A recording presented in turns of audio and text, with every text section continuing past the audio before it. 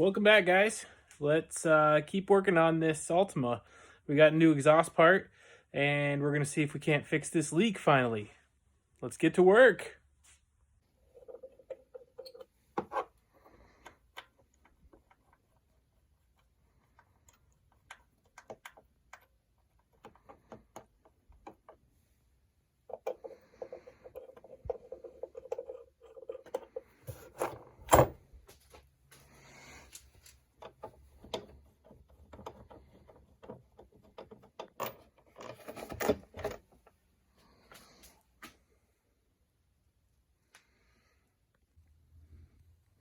Okay, so here we are getting ready to prep to take the alternator off.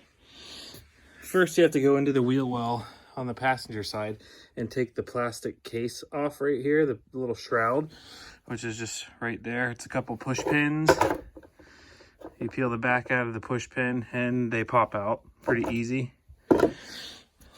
There's two up there, one there, and two right there.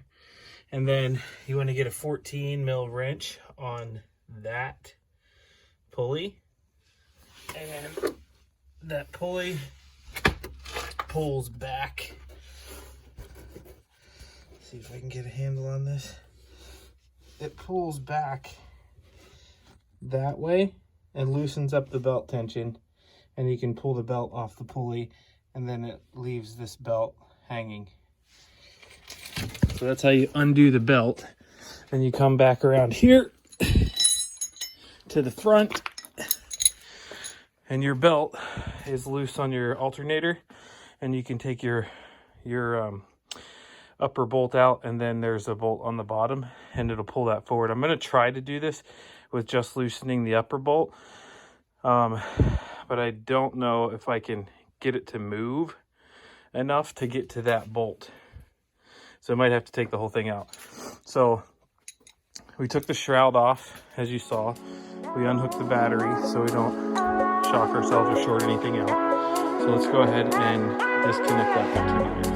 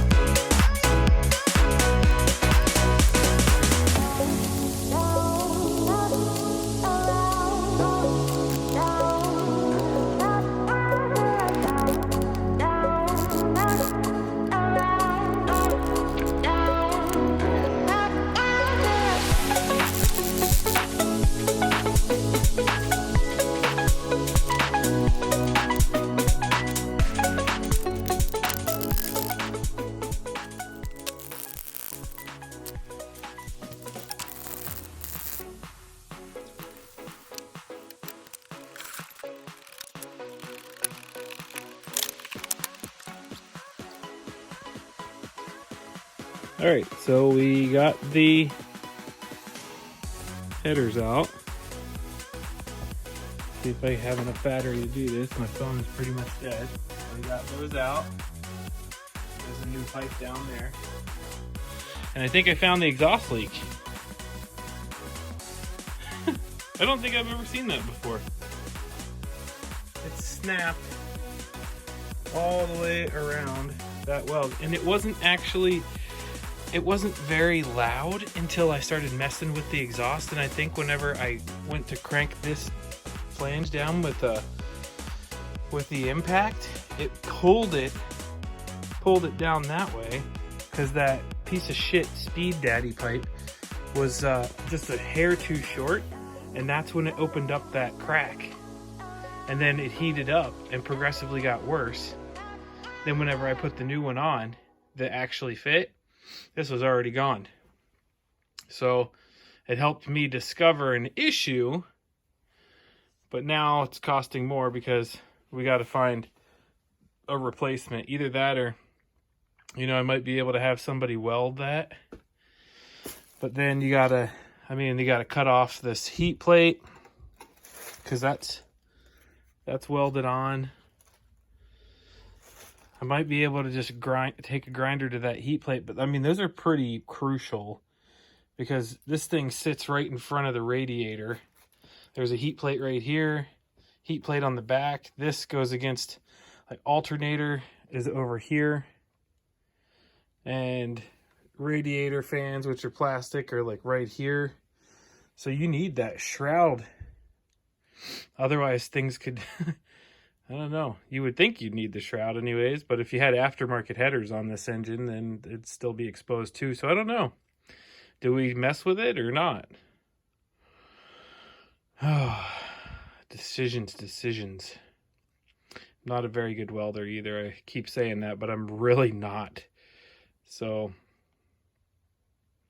I don't know. I'll think about it. We'll see how quick we can get one on eBay. If there's one in Michigan, it should be here in a couple days. Maybe we could have it. We're not going to have it by the weekend, which sucks. So I don't know. We'll think about it.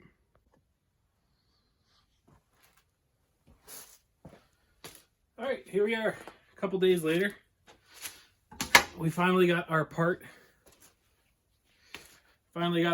In. They were actually pretty quick to ship. So what we're going to do, we need to get this car running again. So we're going to put the new part on versus welding. But if it doesn't fit, then we're going to try to weld it. If you saw in the previous clip, I showed that it was cracked. We had to order a new one. And I also looked around locally to see if I could find something locally from like a salvage yard. Well, none of those salvage yards sell the manifolds because they have the catalytic converter attached to it, and they just don't, salvage yards don't sell catalytic converters anymore because of all of the crime, people sawing them off cars and trying to sell them to refineries, and they just don't do it anymore. So anyways, this one was cracked. Let's see what the new one looks like.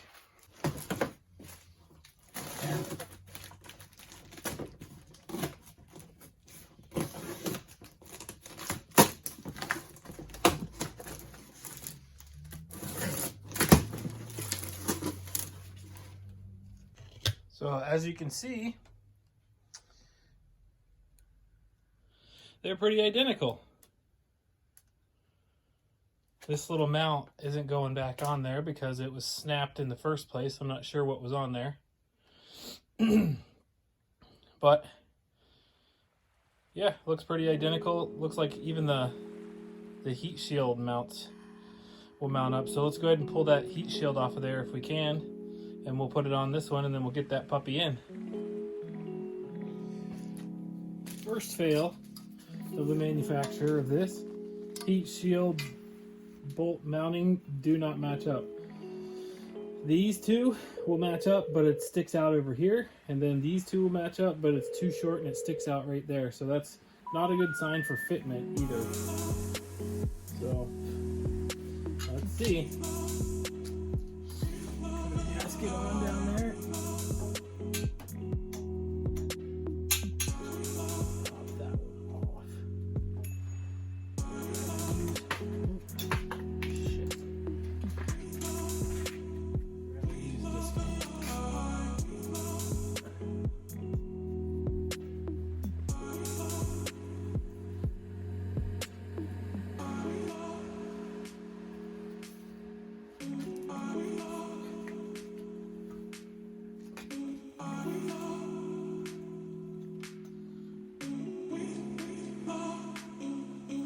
Strike two, gasket's too small.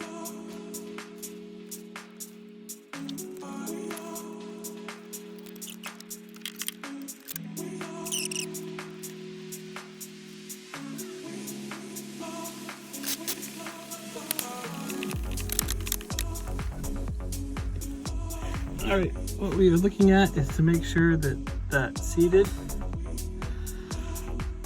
And it looks like it did. So we want to put our new bolts on. 1,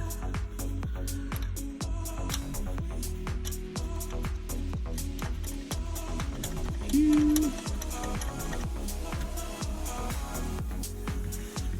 and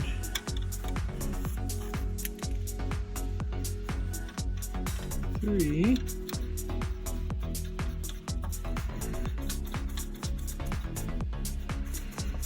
Don't want it to be too tight yet because we want to seat the headers first to make sure they're flush against the engine, and then we'll come down here and we'll torque that.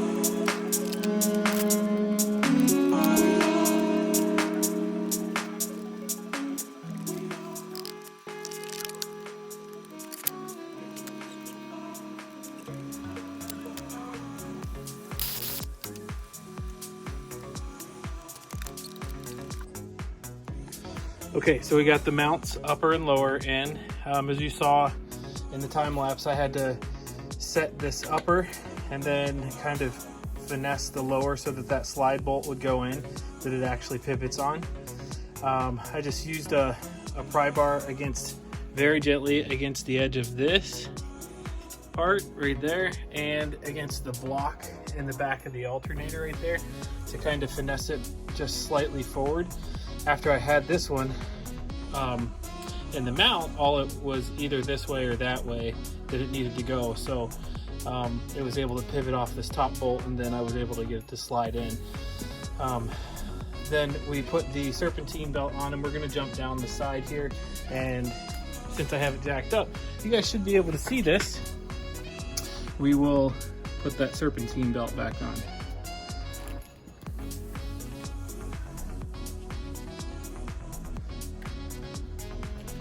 What we're looking for is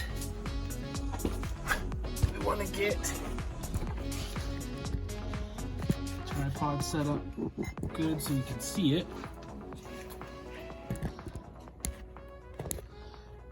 We're trying to get a hold of that pulley right there, right here, and pull it forward and fit these belts. So I'm not sure if you're going to be able to see this, but kind of put you guys right in there. Hopefully the camera will stay there.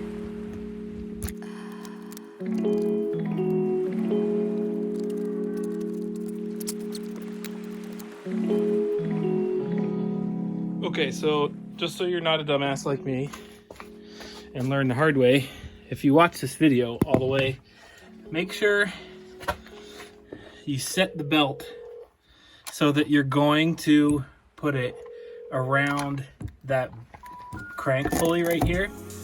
But then whenever you pull the tensioner back, take one hand, pull the tensioner back, pull it off and over that wrench that you're holding the tensioner back with, and feed it over that because there's a weight on it. and that's where I was having trouble. I couldn't get it pulled back far enough to get it past that weight. Well, if you pop it off of that, the tensioner pulley over your wrench while you're pulling it back, and then feed it over this, it goes over that tensioner pulley a hell of a lot easier because it's round on the edge. So put it around that, pull the tension back, pull it off of that and put it around this one, and then put it back on that one, and then you're good. Oh, what a bitch. Okay. So now, let's get this hung back up so that we can keep working. I think we should probably be able to take it off of the stand now and let it set for a couple minutes so the oil sits level. Then we can hook the battery back up and fire it up. So let's do that. Sucks that we don't have a heat shield.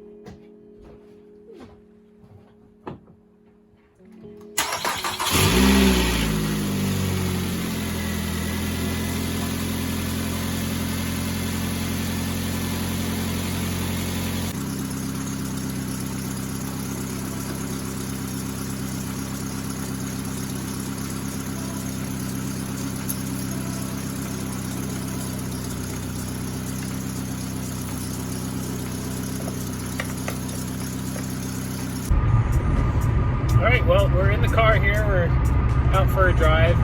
It seems a little bit throatier, but I think that's just because of the way the new manifold is constructed. It's a little cheaper metal, so it's almost like a set of headers. Just makes it a little bit more throaty. I think it doesn't drive any different. The power isn't any different. Well, I mean, compared to the busted one, it is.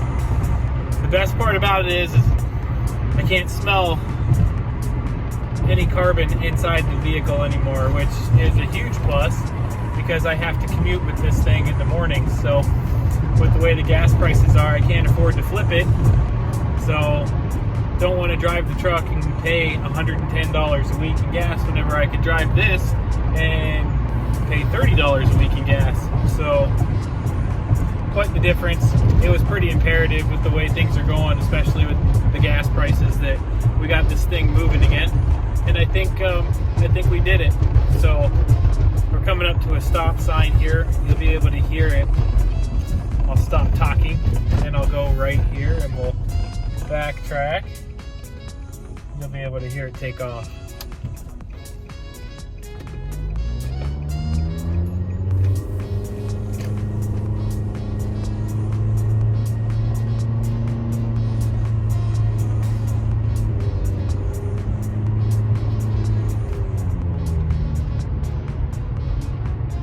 Sounds like a snowmobile because of the CVT transmission. But anyways, I think we did it. So got a little funk on my face. Either that's from my goggles this morning, went skiing with the kids, or that's dirt. But either way, we got it back. We're going to be able to drive the car now. I'm pumped. Yeah, maybe this is the last one. Maybe it's not. We'll see. It's 5:01. It's Sunday. Time to get another work week under the belt. You guys have a really good week, and we got another project coming up, so I'm pretty excited about that. Maybe we'll get started in a week. Otherwise, we'll wait until next weekend. All right. See you in a week. Thanks for watching.